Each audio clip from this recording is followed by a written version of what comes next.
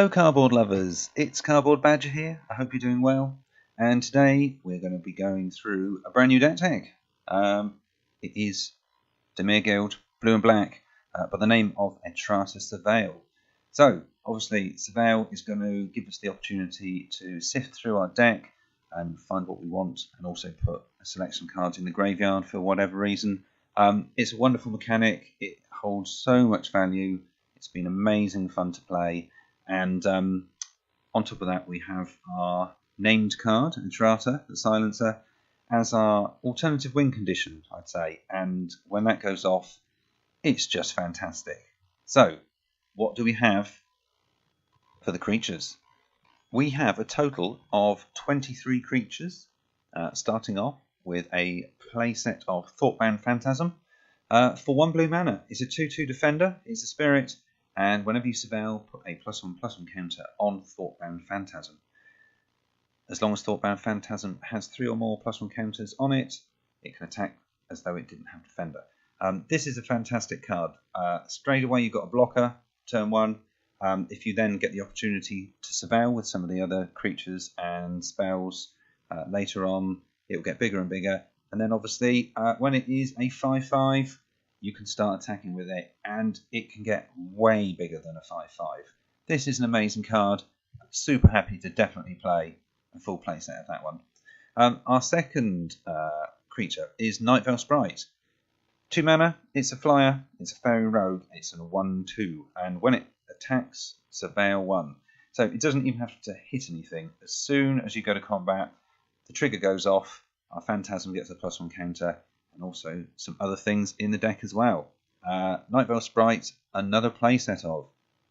Next, we have Whispering Snitch. 4 of, for 1 and 1 black mana. You get a 1/3 Vampire Rogue with whenever you surveil for the first time each turn, Whispering Snitch deals 1 damage to each opponent, and you gain 1 life.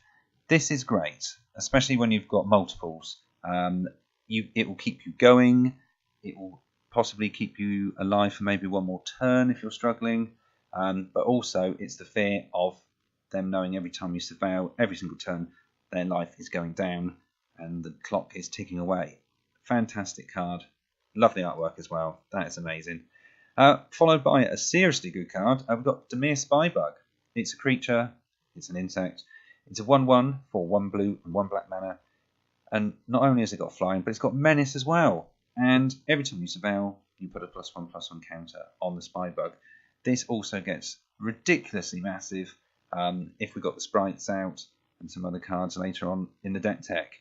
Wonderful card, playset definitely. It is amazing. Next, we have our 3-drop. We've got Whisper Agent.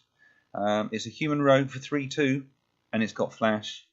It costs 1 mana and either blue or black twice. And this is fantastic because we can put this in as a little combat trick and then surveil and then pump up things that maybe they thought they were going to trade with, and now that surveil trigger has made them bigger. Again, it will do things with the Spybug. It will also do things with our Thoughtbound Phantasm. It is a really, really nice card. We're only going to be playing 2 of them, just for the fact that it is 3 mana, and we have other creatures which do need larger mana, shall we say. But yeah, I think 2 of these at the moment have been really, really good, because we obviously need the playset of the cheaper creatures earlier on. Next, we have, and this is our alternative win condition, we've got 3 copies of Etrata the Silencer. 3/5 Vampire. This is absolutely amazing. It costs 2 blue and a black, and when Etrata the Silencer deals combat damage to a player, exile target creature that player controls, put a hit counter on that card, and that player loses the game if they own 3 or more exiled cards with hit counters on them. Etrata's owner shuffles Etrata into their library. So, it can't be blocked. It hits something.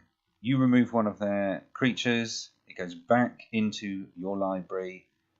We've got 3 of these, and we can just try and keep surveilling and find another one and find another one. This is an amazing card. The fact that when they see it, they know that 3 hits and it's all over.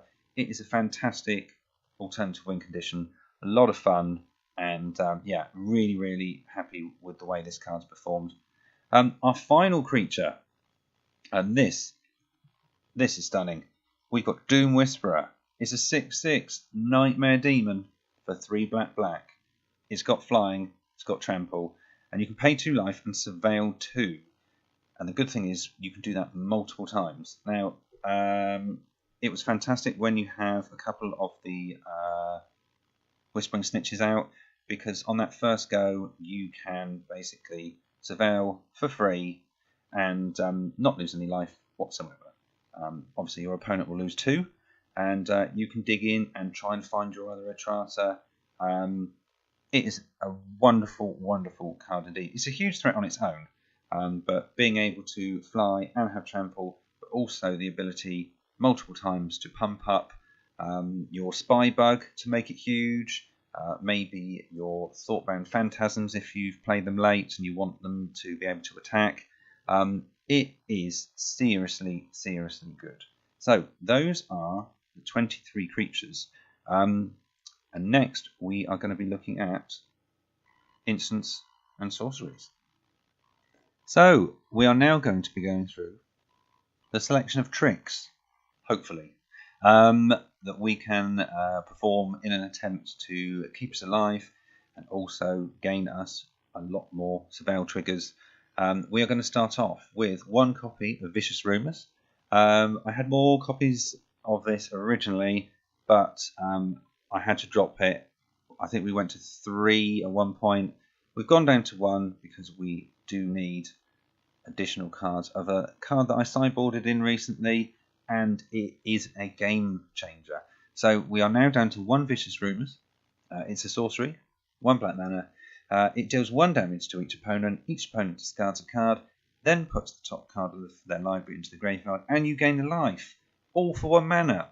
It's quality. That's all I can say. Unfortunately,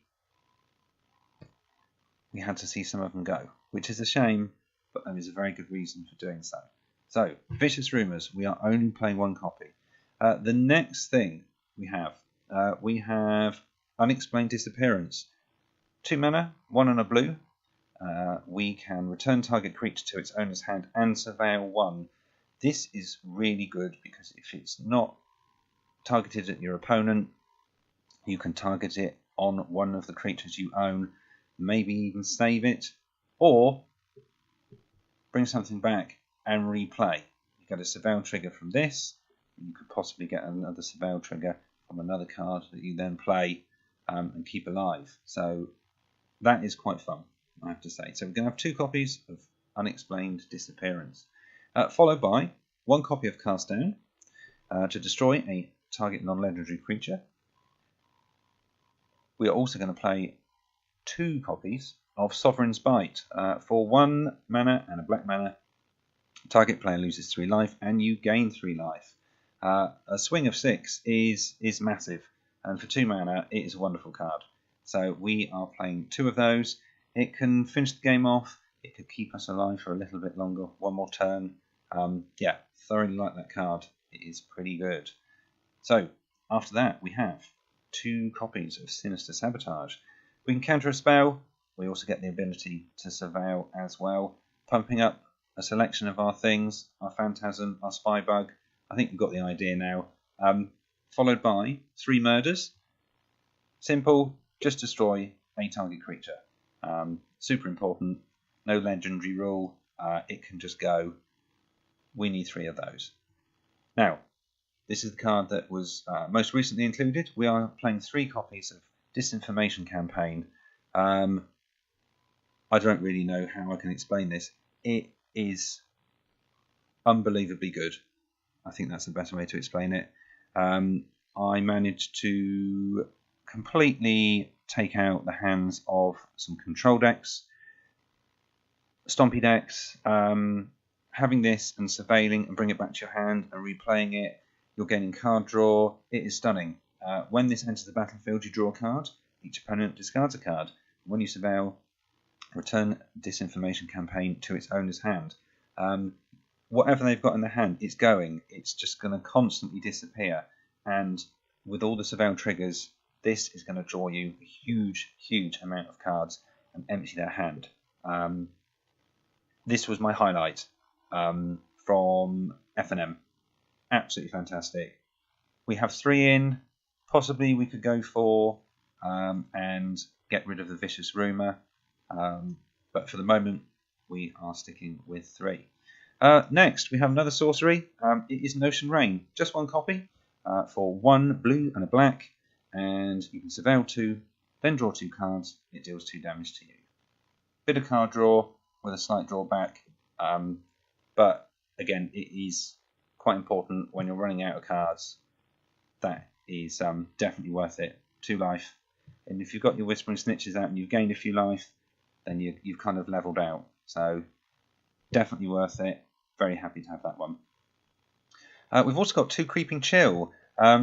This card is expensive, but if you've surveilled, this I feel is where the bargain kicks in. Creeping Chill deals 3 damage to each opponent and you gain 3 life. When Creeping Chill is put into your graveyard from your library, you may exile it, and if you do, Creeping Chill deals 3 damage to each opponent and you gain 3 life. So if you've surveilled this into your graveyard, you can exile it and then basically cast it for free. It is an amazing card. Very happy indeed. 2 of those at the moment. I would like more. Sideboarding, definitely 4, depending on who you're playing. I will get to that at the very end of the video. We then have our lands. So we have, and it's reasonably simple, 2 Drowned Catacomb, 8 islands, and 12 swamps. And that is the entire deck.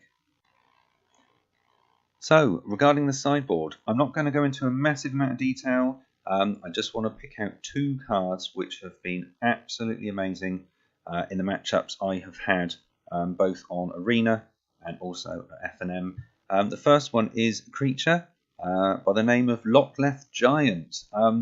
It's massively expensive, but with the mill burn decks and control, if you've lost most of your stuff, it's all in the graveyard, and I managed to surveil this into my hand.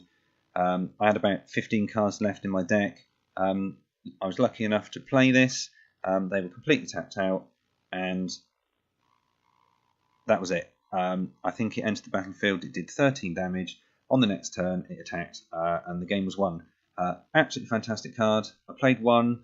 Possibly you could maybe go up to 2. You should be able to find them with Surveil. There's a lot here that will allow us to sift through the deck. So that was an absolute star. Not one I was expecting to be, but against that particular matchup, absolutely fantastic. For the same matchup, again, increasing your Creeping Chill from 2 to 4, because if they keep getting dumped into the graveyard by the library, just exile them, and if all 4 of them go in, you gain 12 life and you have done 12 damage to them, which again could win the game from something that you technically haven't cast. So those are my 2 top picks regarding the sideboard. Other than that, I'd just like to say I hope you've enjoyed the deck tech. Let me know in the comments what you think, what you would take out, what you would put in, and the reasons why. I am more than eager to hear your views and advice, so we can bounce ideas off of each other. That's what it's all about. So yeah, thank you very much indeed. Please like, share and subscribe, and we will see you again soon here on Cardboard Badger.